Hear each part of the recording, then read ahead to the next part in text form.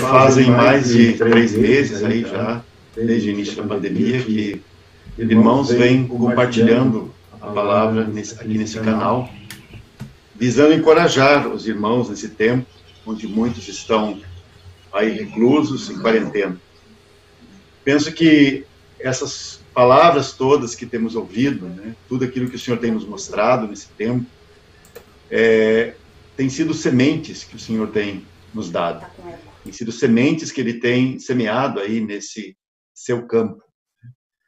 E certamente essas sementes produzirão, porque a palavra do Senhor não volta vazia. Ele mesmo afirma isso em sua palavra, né?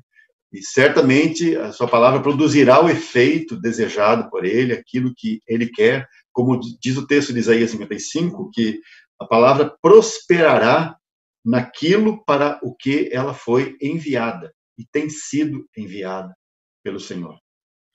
Peço que os irmãos abram a palavra aí onde vocês estão, Mateus capítulo 1, verso 1.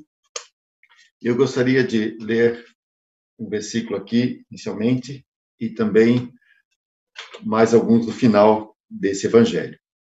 Primeiro capítulo e primeiro versículo do Novo Testamento, então. Mateus capítulo 1, verso 1.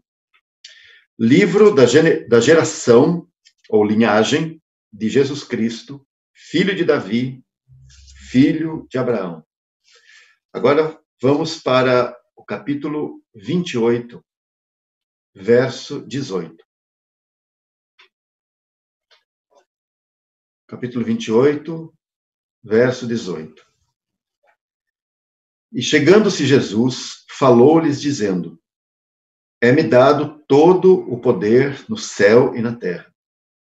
Portanto, ide, fazei discípulos de todas as nações, batizando-os em nome do Pai, e do Filho, e do Espírito Santo, ensinando-os a guardar todas as coisas que eu vos tenho mandado.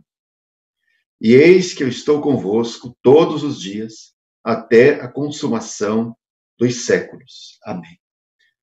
Vamos orar mais uma vez.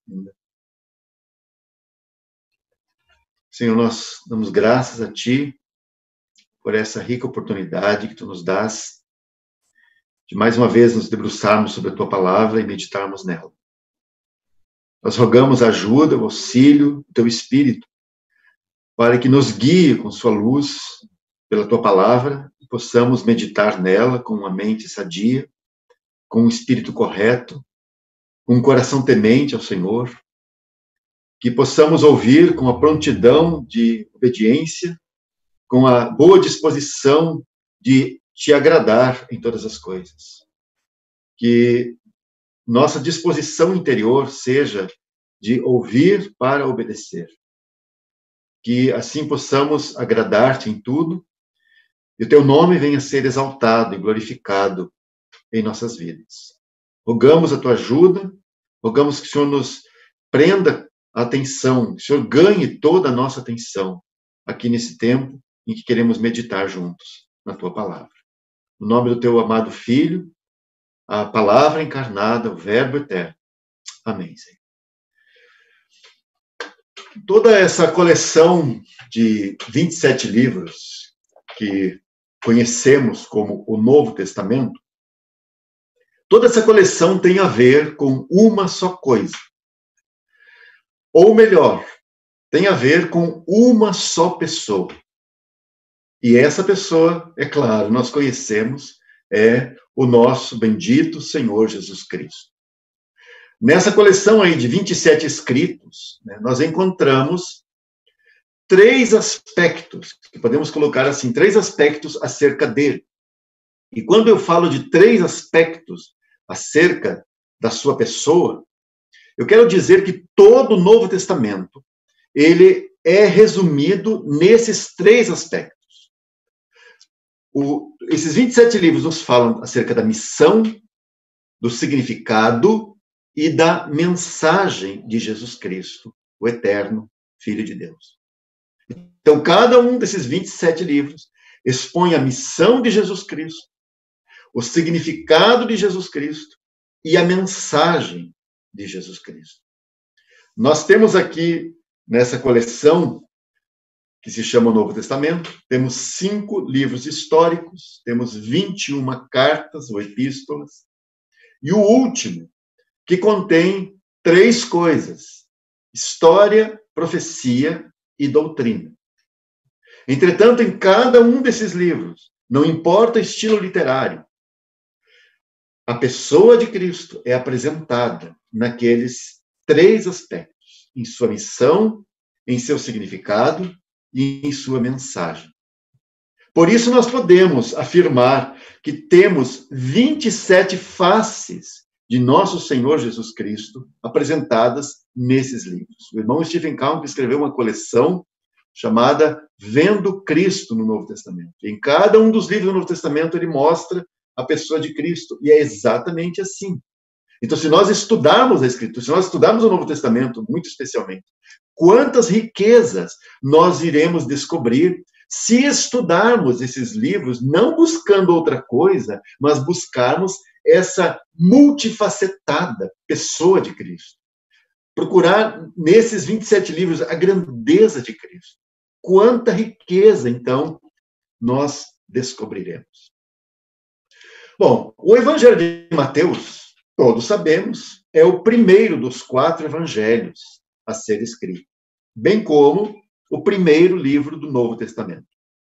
Conforme as pesquisas mais recentes, ele foi escrito aí cerca de 8 anos após a ressurreição do Senhor. 8 anos após a ressurreição do Senhor. Portanto, aí por volta do ano 38, e não nos anos 60, como achou e imaginou a alta crítica textual, que foi um movimento, uma escola de teologia na Alemanha, a chamada Escola de Tübingen. E essa escola foi a escola assim que introduziu o método histórico-crítico para o estudo dos documentos do Novo Testamento e mesmo a mensagem do Novo Testamento. E foram eles, aí no final do século XVIII, assim, com mais afinco no século XIX, né, para sermos mais específicos, que fizeram essa nova datação dos livros do Novo Testamento. E aí eles tiveram seus motivos para isso, e por isso são aquele movimento chamado de alta crítica textual e criado lá nessa escola, chamada Escola de Tübingen, onde tem a universidade e a escola de teologia, aliás, muito famosa, que começou como uma escola de teologia conservadora e acabou, assim, por criticar a Escritura e, de fato, desacreditar a Escritura em boa parte do seu trabalho. Bom, retornando aqui para o Evangelho de Mateus, isso é um detalhe apenas em relação à datação, ou à data, especificamente desse Evangelho de Mateus. Então, colocamos aí cerca do ano 38, ou 8 anos depois da ressurreição. Por isso, então, esse livro, esse Evangelho, é o primeiro Evangelho que tem nessa coleção, na ordem que temos aí no Novo Testamento. Bom, os irmãos sabem que antes de Mateus capítulo 1, verso 1, nós temos 400 anos do chamado silêncio profético. Depois de 400 anos calado, o Espírito Santo volta a inspirar um escrito sagrado.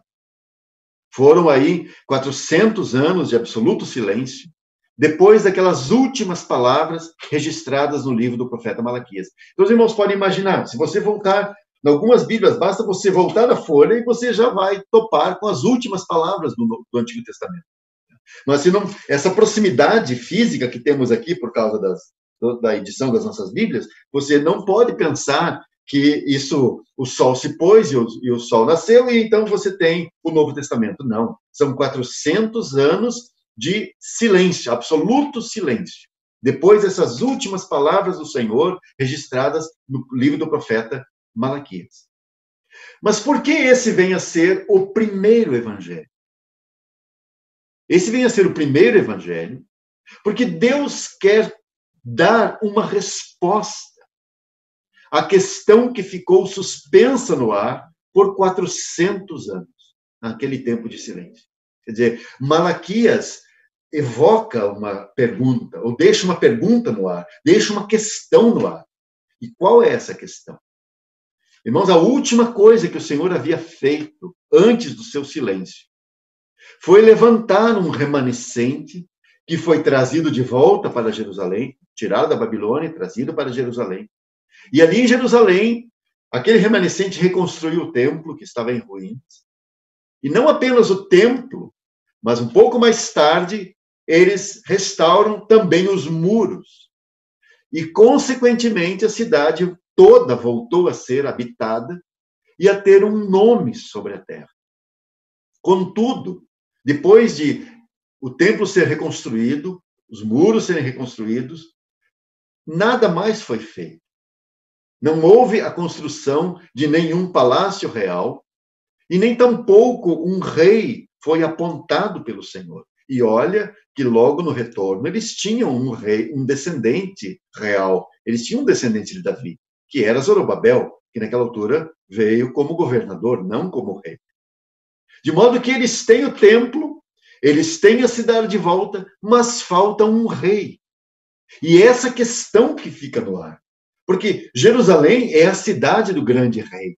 Então, é preciso haver um rei naquela cidade. Mas você tem, surpreendentemente, você tem o templo, os muros foram reconstruídos, a cidade tem um nome agora sobre a terra, mas você não tem um rei. E tampouco o trono de Davi.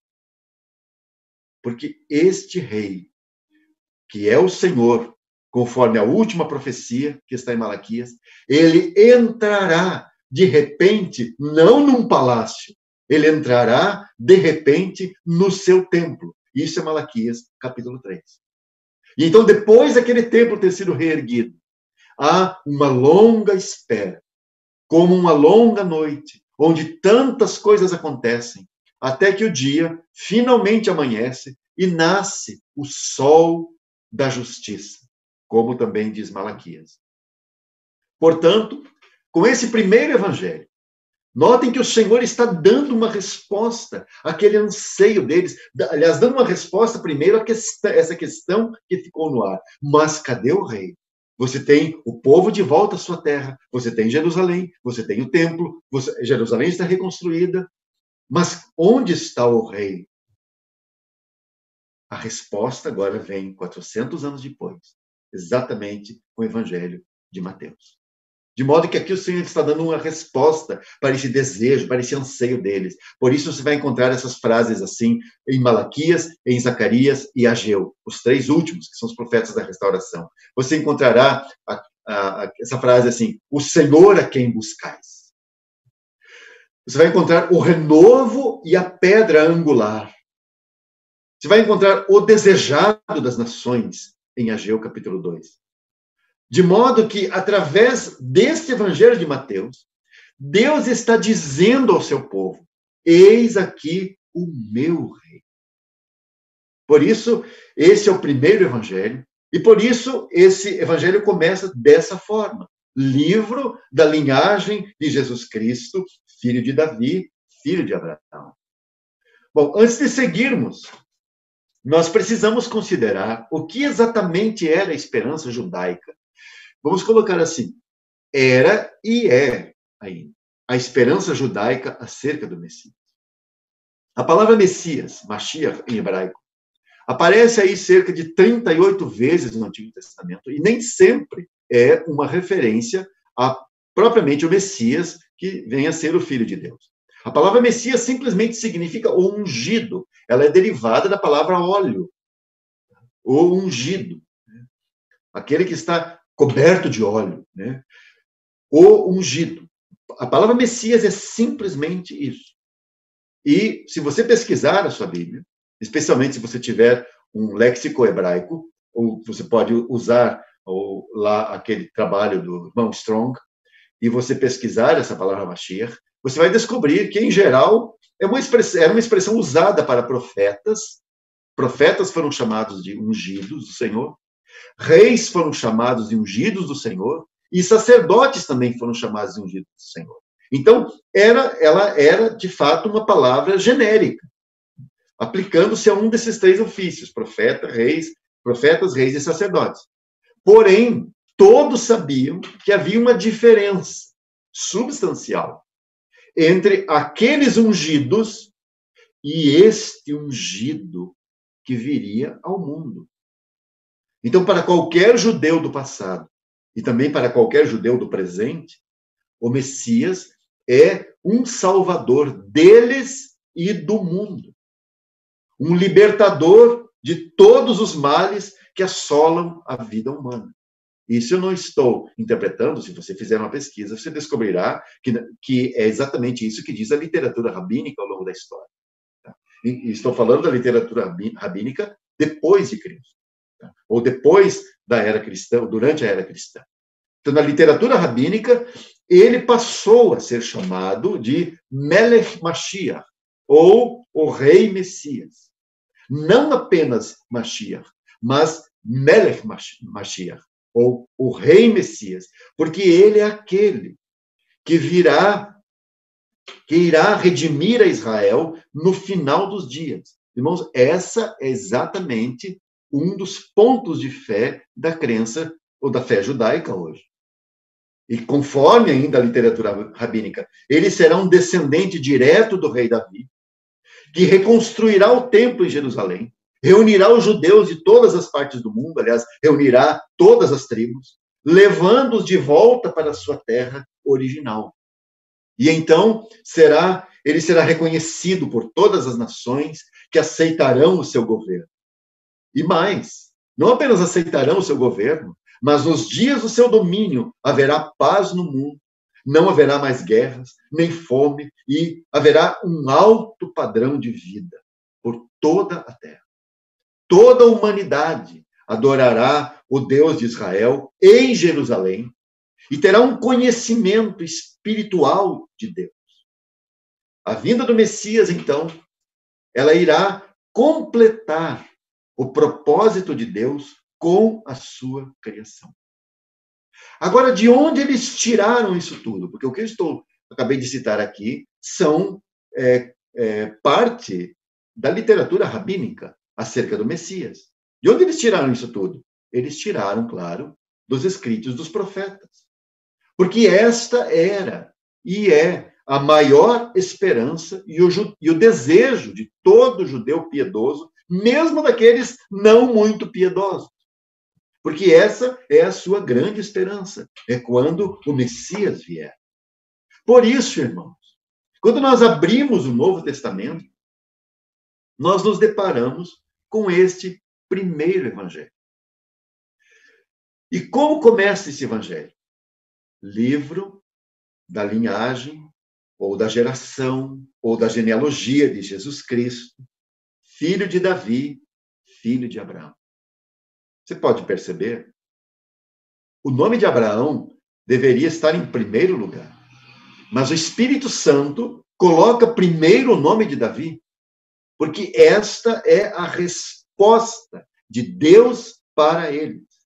Com isso, quando diz assim, livro da linhagem de Jesus Cristo, filho de Davi, Deus está dando a resposta para eles. O rei está aqui. Aqui está o meu rei. Aqui está o filho de Davi. E se você pesquisar ainda a sua Bíblia, você descobrirá que esses dois homens, Davi e Abraão, eles receberam um juramento especial da parte de Deus. Nós sabemos que Deus nunca mente. E os juramentos existem, né? Porque os homens são mentirosos. Deus não precisa jurar, porque Deus nunca mente. Deus não é homem, e nem filho de homem para que minta. Deus sempre é verdadeiro em suas palavras. Mas sabem, irmãos, por duas ocasiões, Deus fez um juramento.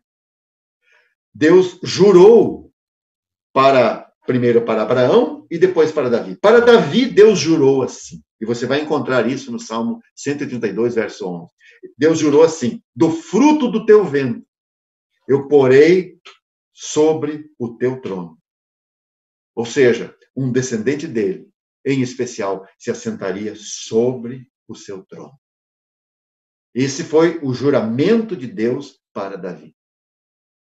Um pouco antes, né? Um tanto antes, aliás, não um pouco, né? Mas um tanto antes, no primeiro livro, Gênesis, capítulo 22, você encontrará Deus jurando, a primeira vez, E Deus está fazendo um juramento para Abraão.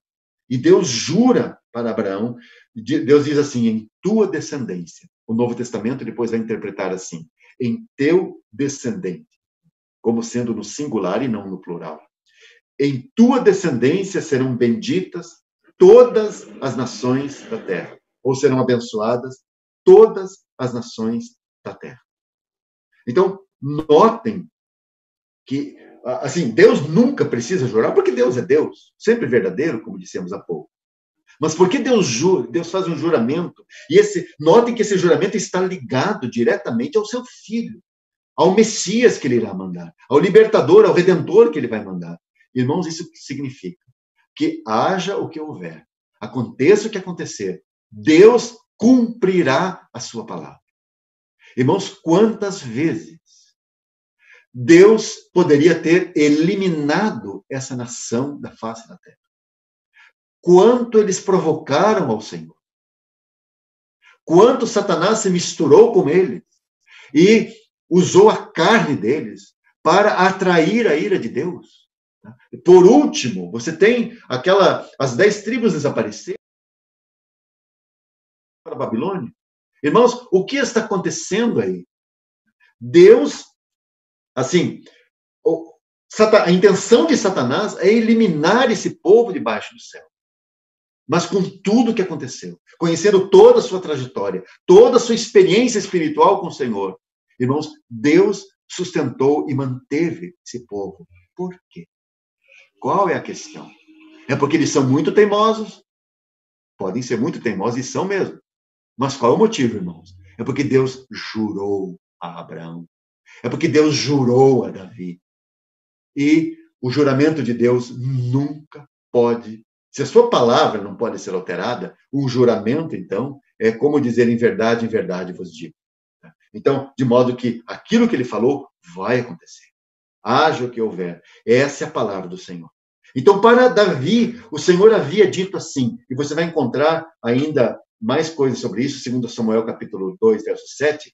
Para Davi, o Senhor falou assim, eu farei levantar depois de ti dentre a tua descendência, o qual sairá das tuas entranhas, e estabelecerei o seu reino. E se você continuar na história, continuar na leitura, você descobrirá que esse descendente de Davi, reinaria para sempre. E o seu trono seria firme para sempre. Mas, estranhamente, quando aquele remanescente retorna para Jerusalém, você não tem um palácio e você não tem um rei. Porque o rei ainda virá. E por isso, quando começa o Novo Testamento, tem essa palavra, livro da geração de Jesus Cristo, filho de Davi. Aqui está o meu rei, diz o Senhor. Agora, qual é a reação de Davi diante do juramento feito pelo Senhor para ele? Davi vai dizer assim, quem sou eu, Senhor Deus? E qual é a minha casa para que me tenhas trazido até aqui? E ainda, foi isto pouco aos teus olhos, Senhor Deus? Senão que também falaste da casa de teu servo para tempos distantes. Notem o que ele está falando. Eu estou lendo aqui, é o 2 Samuel 7, verso 18 e 19, e vamos também ler o verso 21. Então, eu chamo atenção para essa frase aqui. Falaste da casa de teu servo para tempos distantes. Por causa da tua palavra, Davi vai dizer, o Senhor não fez por causa da minha casa, o Senhor fez por causa da tua palavra, e segundo o teu coração, fizeste toda esta grandeza, fazendo-a saber a teu servo. Olha como ele recebeu essa palavra do Senhor. De modo que esse Messias, esse libertador, é a grande esperança também de Davi. Sabem, irmãos, é em cima desses juramentos feitos pelo Senhor a Davi e Abraão que estavam baseadas e estão baseadas todas as esperanças messiânicas do povo de Deus. De modo que com esses 2 nomes destacados da lista, e a lista começa, de fato, a partir do versículo 2, se você observar lá no primeiro capítulo de Mateus, né? Porque o nome de Abraão é repetido. Né? Então, com esses dois nomes destacados da lista, Mateus vai nos apresentar o rei. Ao citar Abraão, Mateus está conectando o Senhor Jesus ao motivo de Deus ter escolhido o patriarca. Por que Deus escolheu Abraão? Porque o descendente dele,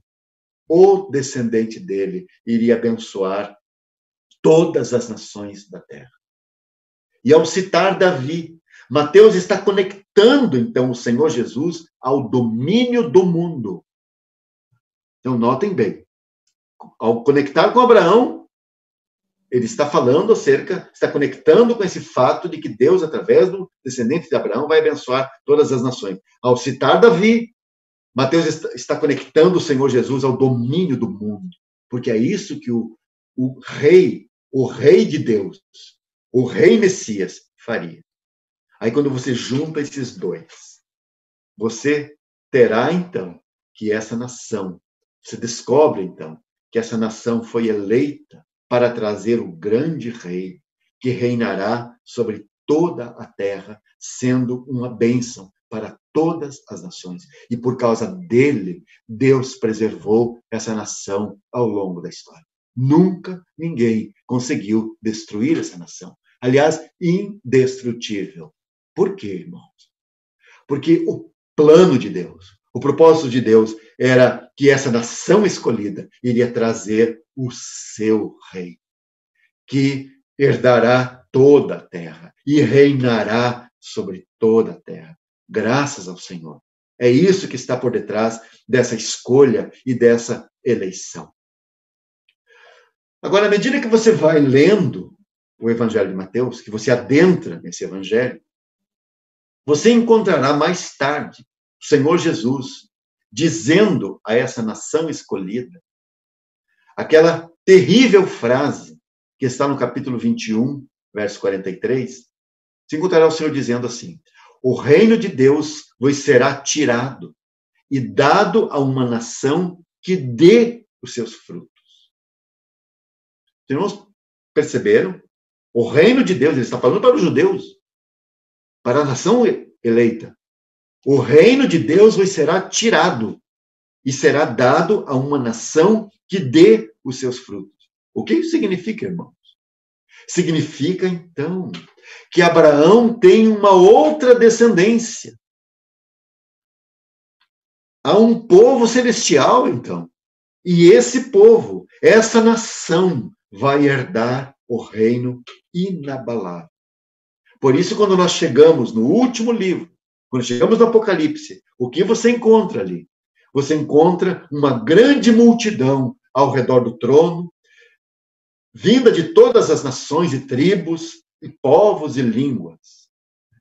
E sabe, irmãos, o trono sempre representa autoridade, poder e domínio. E ali estão as nações. Ali está esse povo reunido, né, de todas as nações, todas as tribos, povos e línguas, ali reunido ao redor do trono.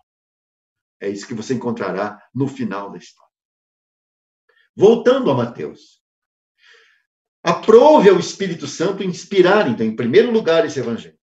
Por isso, quando você abre, você topa com Mateus. E por que Mateus em primeiro lugar? É porque ali, nesse livro, nesse evangelho, está a primeira mensagem da fé cristã. E, ao mesmo tempo, todo o seu fundamento. Qual é o fundamento da fé cristã? Qual seria a sua resposta se alguém lhe fizesse essa pergunta? Ora, a resposta a essa pergunta está nas últimas palavras desse primeiro evangelho. É-me dado todo o poder no céu e na terra. Ou seja, o senhorio absoluto de Jesus Cristo é o fundamento da fé cristã. Quantos falam do nome, citam o nome de Cristo? Quantos pregam em nome de Cristo? Quantos falam em nome de Cristo? Mas quantos, de fato, estão rendidos a esse seu senhorio absoluto? Pois o fundamento da fé cristã não é uma profissão de fé meramente. Não é uma confissão de lábios meramente. Ainda que uma confissão ortodoxa, biblicamente correta, claro, é vital. Mas qual é a expressão dessa confissão ou dessa profissão de fé? O senhorio absoluto de Jesus Cristo sobre a vida, sobre a minha vida. Então, se ele não é o Senhor, irmãos, ele não é mais nada. Porque o fundamento da fé cristã é exatamente esse ponto. Todo cristão é aquele cuja vida foi rendida absolutamente ao governo de Cristo. É-me dado todo o poder no céu e na terra. No céu nós sabemos do que está falando. É claro que nos céus os anjos lhe obedecem, todos os seres espirituais lhe servem, mas e na terra? Porque ele está dizendo todo o poder na terra também. Claro, porque aqui você tem um povo celestial. Aqui você tem essa descendência celestial de Abraão. E esses estão dobrados, esses estão rendidos diante do governo de Cristo. Por isso, nós vemos esse tema do senhorio absoluto, do governo de Cristo, permear todo o Evangelho de Mateus. É com isso que ele está ocupado. Aí você começa a ler a história, né? Especialmente após o capítulo 3, e você vai topar com frases como essa. O Senhor dizendo, o rei dizendo, segue-me. Quantas vezes ele falou isso? Depois você vai encontrar o seguinte comentário, a seguinte observação, que ele os ensinava, isso é observação da multidão que o ouvia. Ele os ensinava como tendo autoridade, e não como os escribas.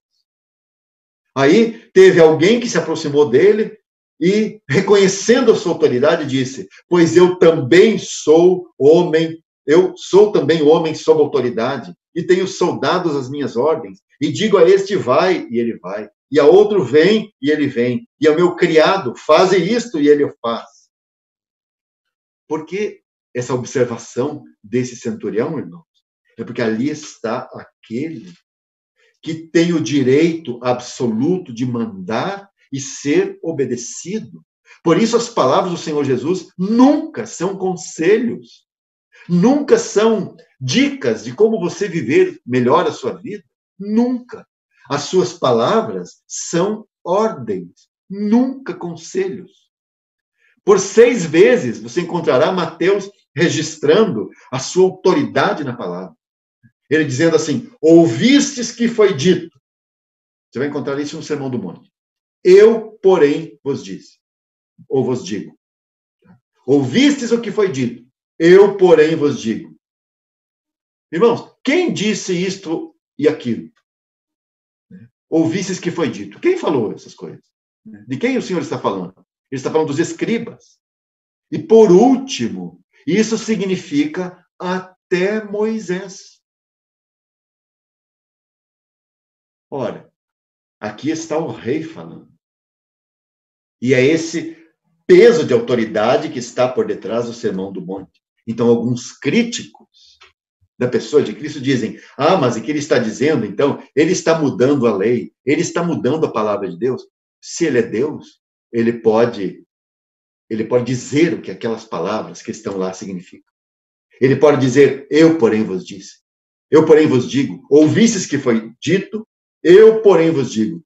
Aí está um fato que nos atesta que ele é Deus, porque somente Deus pode dizer isso. Jamais alguém ousaria, qualquer mestre, qualquer fariseu, qualquer escriba, jamais ousaria dizer uma coisa dessas. Ouvistes que foi dito, eu, porém, vos digo.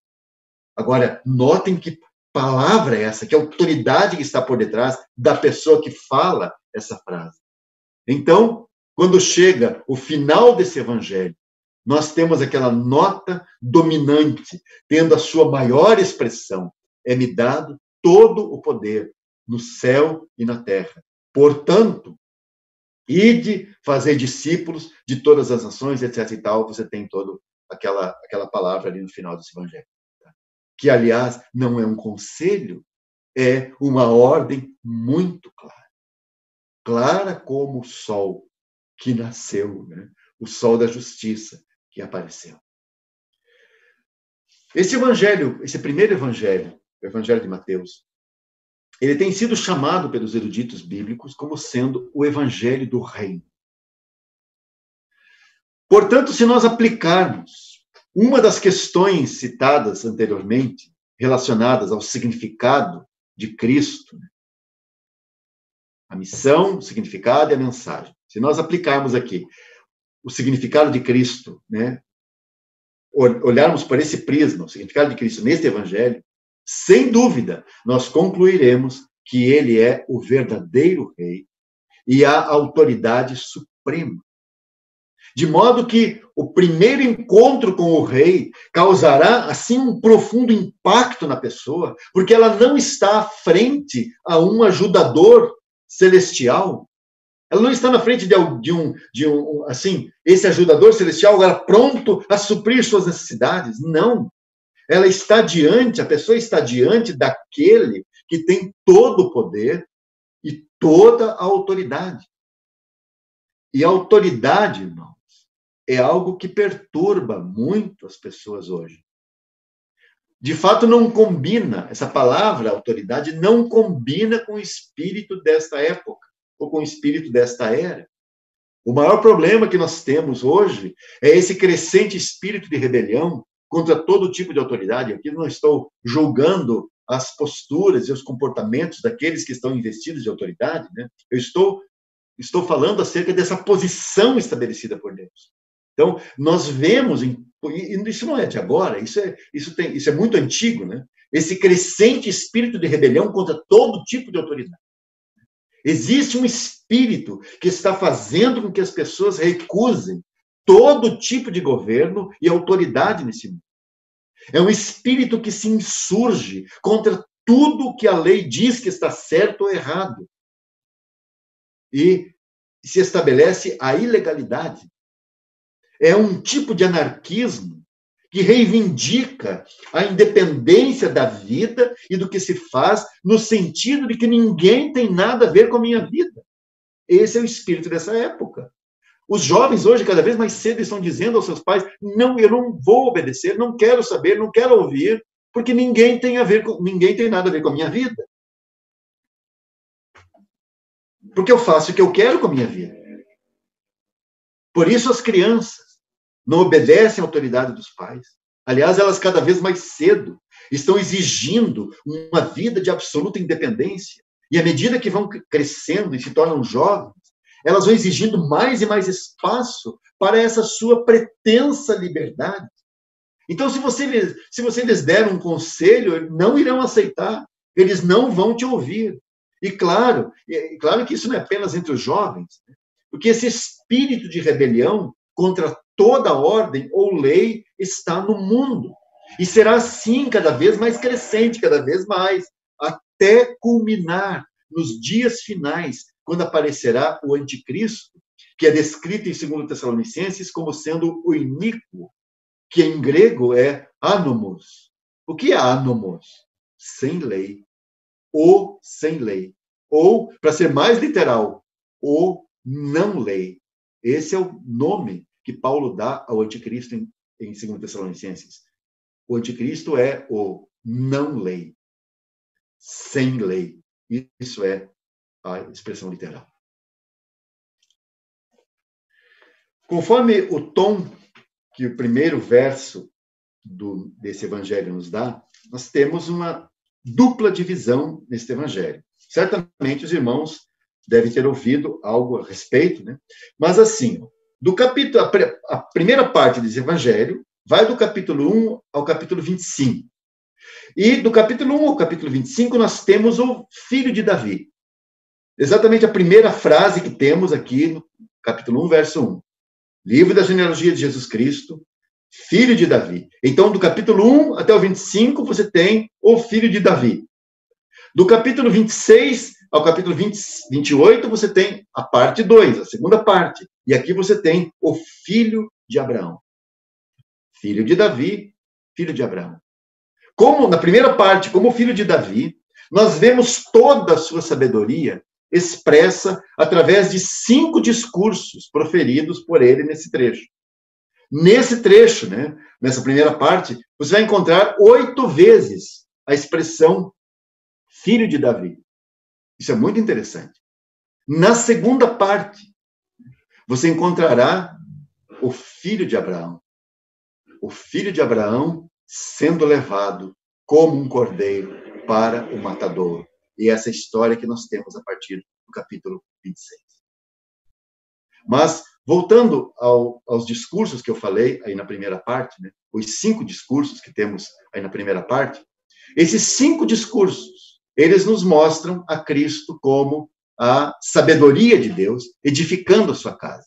Nós temos uma figura aí que os irmãos poderão observar acerca desses 5 discursos, e nós temos aí, então, uma figura que o irmão vai mostrar para nós, uma figura com uma estrutura simétrica, né, desses 5 discursos, para que os irmãos possam observar o que temos. Né?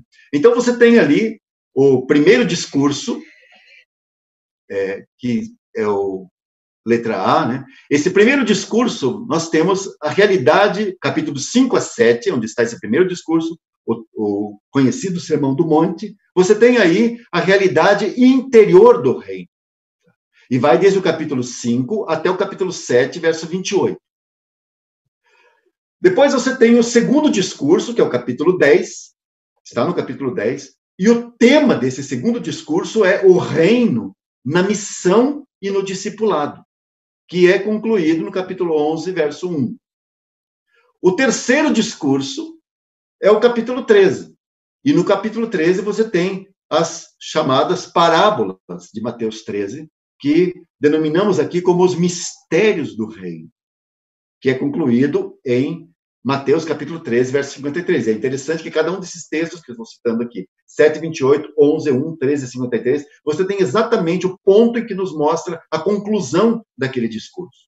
O quarto discurso está no capítulo 18, e o tema desse quarto discurso do Senhor é o reino e a igreja, que está concluído, por sua vez, no capítulo 19, verso 1. E, finalmente, temos o quinto discurso. Nesse quinto discurso, que vai do capítulo 23 ao 25, nós temos a manifestação exterior do reino, e que está concluído, de modo formal, no capítulo 26, verso 1. Então, é muito interessante como, os irmãos vão observar nessa figura, como o Espírito Santo dispôs esses discursos aí de forma simétrica, de modo que há uma progressão do primeiro, né, discurso até chegar no terceiro discurso. E depois, o quarto e o quinto estão relacionados, né? Então, vamos colocar assim, os irmãos podem observar que o primeiro discurso e o quinto discurso, eles estão aí relacionados, né? No primeiro discurso, você tem a realidade interior do reino. O quinto discurso, você tem a manifestação exterior do reino. Então, estão relacionados. O segundo discurso, nós temos a relação do reino com a missão e o discipulado. E aí, claro, você tem nesse segundo que o reino deve ser expandido, mas será expandido não sem perseguição. Por isso, a cruz precisa operar nos obreiros para que eles possam responder adequadamente às demandas da obra. E quando chegamos no quarto discurso, que está simetricamente no outro lado ali, no quarto discurso, nós temos a igreja citada. E ali você tem, então, nesse capítulo 18, o reino e a igreja. E a igreja, então, é citada como sendo a reunião dos filhos de Deus numa determinada localidade ao redor do nome do Senhor. Notem quão singelo é isso. O que é a igreja? A igreja é a reunião dos filhos de Deus numa determinada localidade ao redor do nome do Senhor, porque ela é uma expressão visível do reino na terra. E como sendo essa expressão visível, ela deve ligar e desligar. Então, notem, portanto, a simetria que temos entre o primeiro discurso e o quinto discurso, entre o segundo discurso e o quarto discurso. Bom, o nosso objetivo com esse compartilhar é chegarmos, de fato, no capítulo 13. Nosso capítulo de interesse, nosso foco de interesse aqui é o capítulo 13. E onde está as parábolas, ou o título que foi dado aí, os mistérios do reino. E é muito interessante, irmãos, que os 13 capítulos que temos antes de chegar aqui no capítulo 13, né? Esses 13 capítulos, 12 capítulos que precedem, né? Há, de fato, uma progressão histórica. E essa progressão, ela vai culminar com o discurso, o terceiro discurso, que é o discurso dos mistérios do reino. Então, assim, ó, isso vai como uma outra divisão. Então, vamos colocar assim, vamos pensar você subindo uma escada, até chegar no ponto mais alto. Então, a primeira coisa que temos, capítulo 1 a 4, você tem a preparação para a vinda do rei, ou a vinda do rei, perdão. Indo para o segundo degrau, você tem o primeiro discurso, que é a realidade interior do reino, capítulos 5 a 7. Você sobe mais um degrau e, capítulos 8 e 9, o Senhor realiza curas, várias curas e vários milagres. E então, logo a seguir, capítulo 10, você tem o segundo discurso, e aí nós estamos no quarto degrau. No segundo discurso, como disse anteriormente, você tem a relação do reino com a missão e o discipulado. Quando chega no quinto degrau, você tem, capítulos 11 e 12, o Senhor é rejeitado pelos judeus. E então, depois dessa rejeição, você tem o capítulo 13, que é o terceiro discurso. E aqui você tem os mistérios do reino. E o que eu quero chamar a atenção dos irmãos é que até o capítulo 12, você tem a história da rejeição dos judeus para com o Senhor. Porém, à medida que lemos este evangelho, nós vamos percebendo como Deus está interessado em demonstrar a todos, ainda que ele está sendo tão rejeitado, mas como Deus está interessado em demonstrar a todos que ali está o libertador prometido. Você começa esse evangelho, você começa a ler, por exemplo, a partir do verso 18 do capítulo 1, o que você tem? Você tem a história do seu nascimento. Você quer nascimento mais atípico para um rei do que este? De fato, não combina com um rei. Mas aqui o Senhor está apresentando o seu rei. Esse rei é o libertador prometido, ele é o filho de Davi, ele é o filho de Abraão, ele é o leão, o rei, e ele é o cordeiro. E é assim que começa esse evangelho. Aí depois o Espírito Santo vai pontuando as profecias cumpridas com a chegada dele. E quando nós chegamos no capítulo 3, por exemplo, né, naquele episódio do seu batismo, lá está Deus dando testemunho acerca dele. Qual o testemunho de Deus? Este é o meu filho amado, em quem me comprazo, ou em quem tenho prazer. Isso está aí em Mateus capítulo 3. Depois, quando você chega naquele outro episódio, lá no Monte da Transfiguração, no capítulo 17, e você tem ali, de novo, o Senhor falando as mesmas palavras, confirmando, Deus dando testemunho acerca do seu filho. Esse é do lado de Deus. Por outro lado, o povo está constantemente fazendo oposição e rejeitando a Jesus como rei. E é por isso que há alguns conflitos, muito especialmente nos capítulos 11 e 12, que são os capítulos que precedem o 13. E quando nós vemos esses dois capítulos, 11 e 12, que seria um ótimo exercício os irmãos lerem, né? E nós descobrimos que eles falharam em reconhecer a Jesus como rei. Por que eles falharam, irmãos? Deus preparou, desde Abraão, um povo para receber o seu filho, um povo para receber o seu verdadeiro rei. E, entretanto, quando o rei chegou, eles fracassaram completamente. Esse fracasso aconteceu, irmãos, porque eles focaram nas suas necessidades ou nas necessidades daquela hora. Agora, isso é uma boa resposta, mas não é toda a resposta. Por que eles falharam?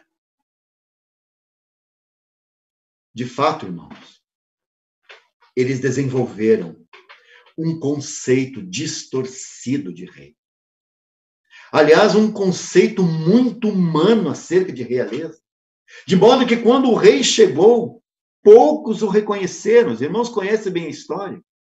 Os judeus esperavam um libertador nacional do jugo do Império Romano. Essa era a sua expectativa, porque essa era a sua necessidade, era a necessidade daquele momento. Por isso eles ficaram tão desapontados com ele. Porque se ele era quem dizia ser, ora, eles esperavam então que este rei retomasse o reinado sobre o trono de Davi, que derrotasse os romanos e que fizesse de Israel a cabeça das nações. Os irmãos lembram que ainda quando, após a ressurreição do Senhor, ali no capítulo 1 de Atos, quando o Senhor está prestes a ascender aos céus, os irmãos lembram que a pergunta no coração e que é expressa pelos discípulos é exatamente essa: quando restaurarás o reino a Israel? Porque essa era ainda a sua expectativa, que Deus fizesse de Israel a cabeça das nações. E ora, quem vai fazer isso? É o libertador, é o Messias, é o rei Messias. Sabe, irmãos? Provavelmente, essa frustração foi um dos elementos no coração de Judas Iscariotes para atrair seu mestre. E sabem, meus irmãos, acontece que este rei era tão diferente do conceito que eles tinham acerca de realeza. Em primeiro lugar, ele não poderia, se ele fosse rei, ele não poderia nascer naquelas circunstâncias tão humilhantes. Porque um rei, um príncipe que nascerá, né, o filho de um rei, ora, irmãos, esse não pode nascer em qualquer lugar. Esse tem que ser cercado de todos os cuidados, tem que nascer num palácio, no mínimo num palácio, ou num palácio de verão, ou num palácio de inverno, mas nunca numa estrebaria. Ele não poderia nascer naquelas circunstâncias tão humilhantes, sabe? Por causa de toda essa história do Natal e das tradições do Natal, nós tendemos a romantizar tudo aquilo e olhar para aquele presépio que é feito, né? Segundo a tradição. Então, você tem aquele bebezinho deitado naquele coxo, né? Que nós esquecemos que é um coxo.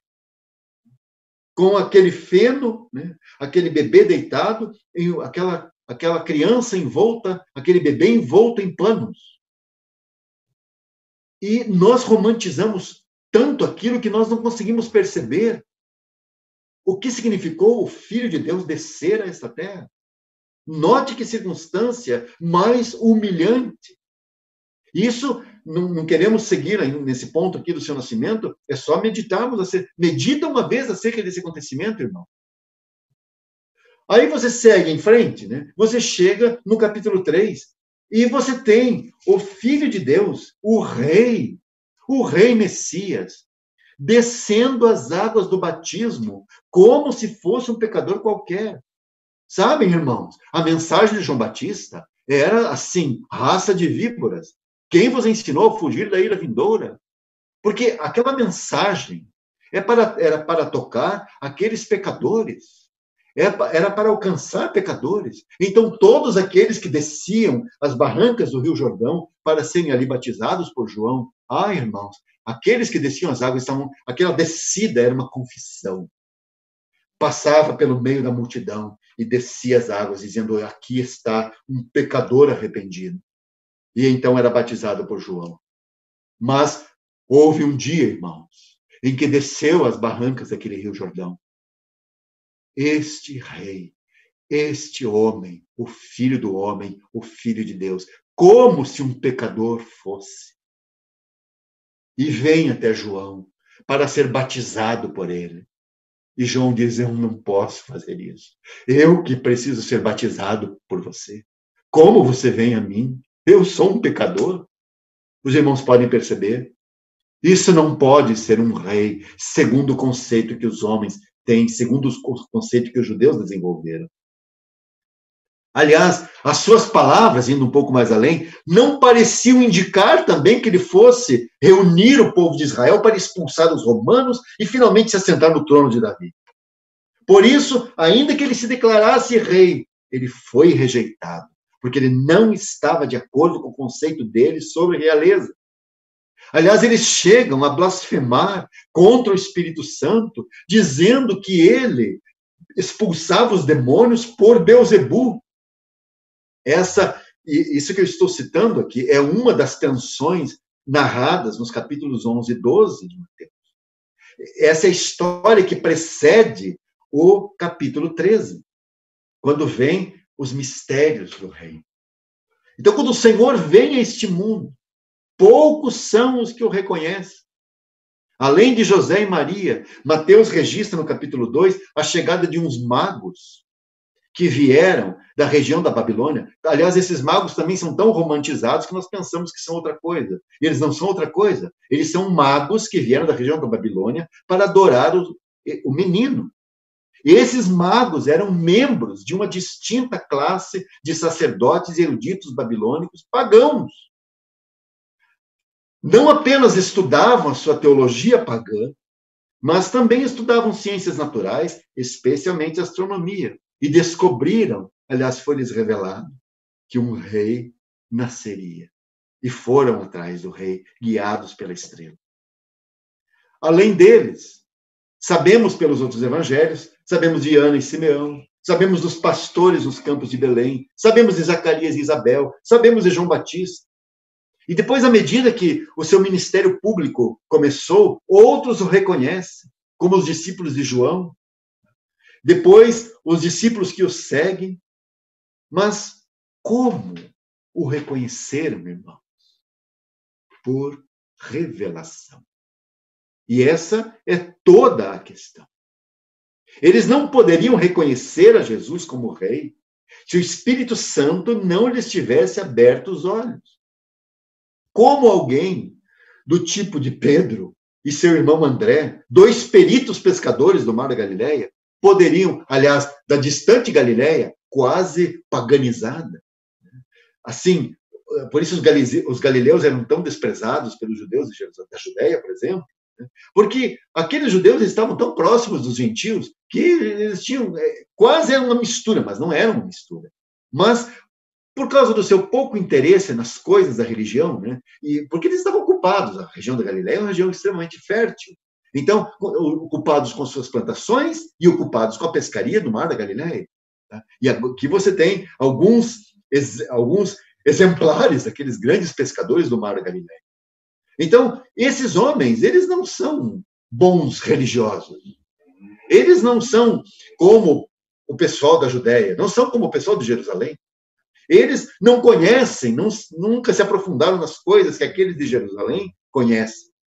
Então, como alguém do tipo de Pedro e André, esses dois pescadores, poderiam, ao ouvir aquele chamado, vinde após mim, como eles puderam deixar de lado as redes para segui-lo? Depois, Tiago e seu irmão João, que também deixaram o barco e seu pai, se pescavam com o pai, portanto, eram bem jovens ainda, mas deixaram o barco e seu pai para segui-lo. Mais tarde, você tem aquela bela história de Mateus, aliás, contada por ele mesmo, a sua história com o Senhor. Ele estava lá na coletoria de impostos, ocupado com os seus negócios, ou melhor, primeiro ocupado com os negócios de Roma e, claro, ocupado com o seu negócio paralelo aos cuidados dos negócios de Roma. Mas naquela manhã em que Mateus saiu de casa, ele não imaginava que seria a última vez que se assentaria para coletar impostos. E ele está ali, fazendo o seu trabalho, quando um homem para na sua frente e diz, segue-me. Irmãos, não há pergunta alguma. Mateus mesmo registra a sua história. E ele, levantando-se, o seguiu. Não deu nem tempo dele dizer, Senhor, só um pouquinho, deixa eu fechar o caixa primeiro.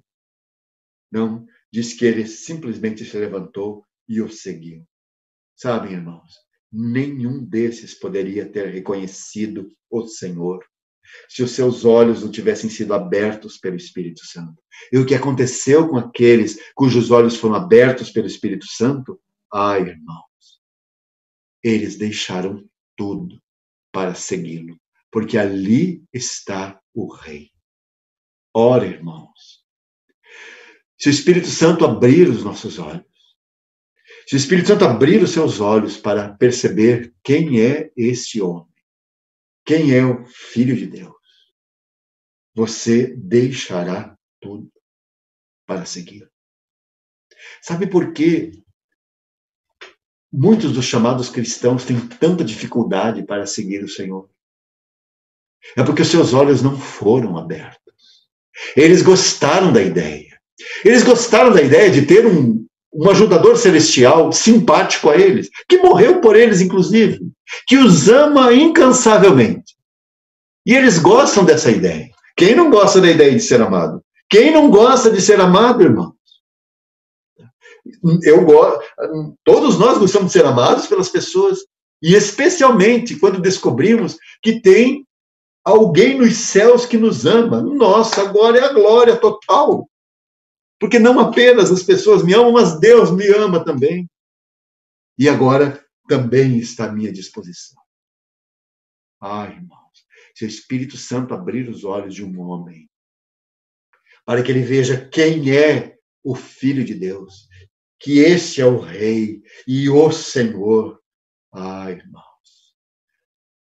aquele que recebe essa revelação, porque isso se chama revelação, deixará tudo para seguir. Eu quero ir concluindo aqui. Ninguém deixará a sua vida e os seus interesses de lado, irmão. Vou repetir. Ninguém deixará a sua vida e os seus interesses de lado para seguir Jesus se o Espírito Santo não lhe revelar o Rei. Aquele que é a autoridade suprema. Podemos perceber isso, irmãos? Aí você tem, então, nesse capítulo 12, 11 e 12, que precede o 13, que é do nosso interesse, principal interesse, você tem essa rejeição do Rei. Mas a todos, quantos o receberam, deu-lhes o poder de serem feitos filhos de Deus. E então, irmãos, depois dessa rejeição que nós temos, que se conclui no final do capítulo 12, então você entra no capítulo 13 e você tem o Senhor com esse terceiro discurso, falando essas 7 parábolas, esses 7 mistérios do reino. De modo que aquilo que nós temos no capítulo 13 não foi simplesmente um apanhado geral, alguém foi lá e apanhou as falas do Senhor e colocou ali naquela ordem, né? Quase que uma ordem assim, não lógica, não, irmão. O que você tem no capítulo 13 é um conjunto coeso. Você tem aqui não uma mera coleta de dados que Mateus fez e colocou aí, não.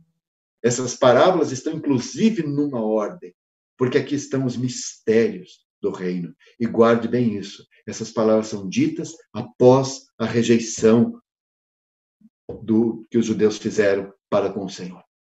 É muito interessante que até o capítulo 12, o Senhor é muito claro e direto nas suas falas, nas suas palavras. Mas agora no capítulo 13, falando das multidões, ele usa essas parábolas.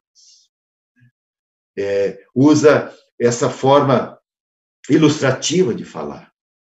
Na próxima vez, que queremos compartilhar, prosseguir estudando nesse tema, que foi anunciado aí, o reino do rei ausente, nós queremos considerar por que o Senhor fala por parábola. Por que essas 7 parábolas? Por que o Senhor está falando com a multidão desse modo? Você sempre tem que lembrar, tem o capítulo 12 por detrás, tem a rejeição por detrás. Então, essa é uma das chaves para que nós possamos compreender adequadamente essas 7 parábolas que temos aqui no capítulo 13. Vamos orar. Damos graças a Ti, Senhor,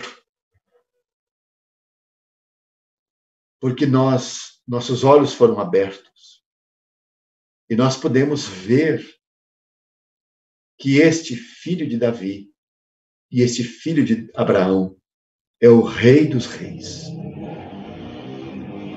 Damos graças a Ti, Senhor, porque foi essa revelação que nos fez deixar o estado em que estávamos.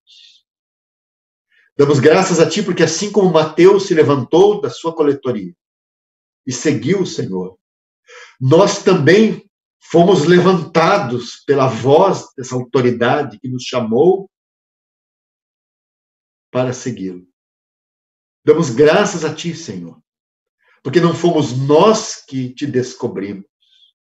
Não fomos nós que, com todo o nosso esforço, Te conhecemos, mas foi o Senhor que nos chamou. Foi o Senhor que veio até onde nós estávamos e nos chamou para Te seguirmos. Bendizemos o Teu nome, Senhor, por essa atitude da Tua graça e do Teu amor para conosco. Que o Senhor prossiga em nos abrir os olhos e, desse modo, possamos perceber a Tua beleza e a Tua grandeza. Damos graças a Ti por tudo que já recebemos, por tudo que já podemos ver acerca da Tua bendita e bela pessoa. Mas que os nossos olhos continuem sendo abertos ainda mais, para que possamos conhecer a Tua grandeza e a Tua glória. E possamos dizer assim, e vimos a Sua glória como a glória do unigênito do Pai, cheio de graça e de verdade. Assim Te pedimos essa noite, Senhor, no nome do Senhor Jesus, nosso Senhor. Amém.